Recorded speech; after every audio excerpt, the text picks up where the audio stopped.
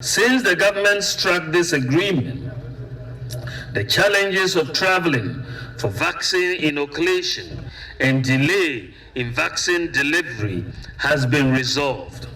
Zipline has delivered, in addition to the 1 million COVID vaccines, Zipline has delivered 4 million routine vaccines to all many parts of the country. And it has delivered, as was said by the general manager,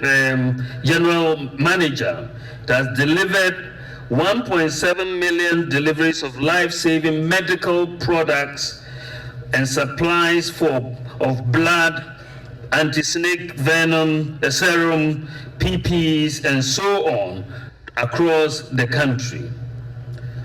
As I said, Ghana, our own Ghana, amazingly has the largest medical drone delivery service in the world.